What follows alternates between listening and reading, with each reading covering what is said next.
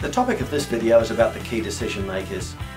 Now, in most transactions, there's someone that's going to make the final decision, and you can waste a lot of time and energy presenting to those people who haven't got the power to make that decision.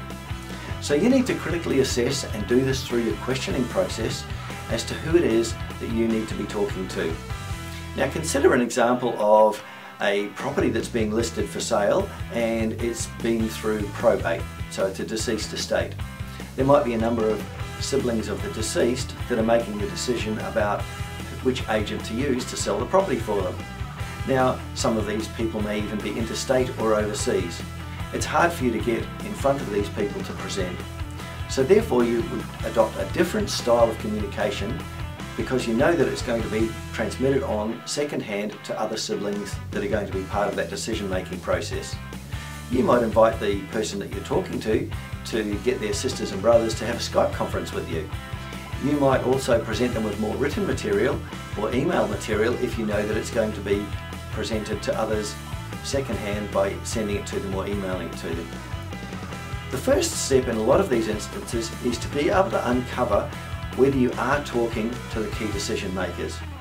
You can do this with your questioning process by simply asking who it is that's going to be making the final call on which agent is selected, or you can do it with open-ended questions and ask people, how's the decision-making process going to work in this instance? Sometimes it's obvious to you when you sit down with, for instance, a dominant partner and a subservient partner, even in a married situation. So you need to be presenting to the person who's going to make the decision without leaving out the person who is the partner as well. You can't afford to alienate anyone in this type of situation, otherwise you'll turn them from an advocate into an adversary. So this is something that you need to gain skill in over time. It takes practice, and there will be times when you wonder why you've missed a listing only to find out later that the decision maker was not the person you're talking to. One of the tools that I've found handy over the years is to openly say to people, if you would like me to present to your partner or the other people involved, then I'm happy to come back and do so. It's unreasonable of me, with the years of experience that I've had in real estate, to sit down with you and talk to you about this and then expect you to be able to give a coherent presentation to the others that are involved.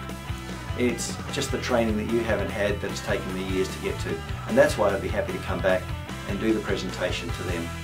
Of course, the ideal outcome is to get all of the people that are going to decide in the room at the one time so that you can do the presentation. And obviously there are some instances where people are called away and presentations are cut short, and these are tricky to deal with as well. But in each case you'll learn more and more about the key decision makers, and over time you'll get very skilled at reading people and understanding where the decisions are coming from. So we're highlighting this topic for you now, giving you some indication on how to deal with it in the written material and keeping it top of mind for you so that you become very good at presenting to the actual key decision makers.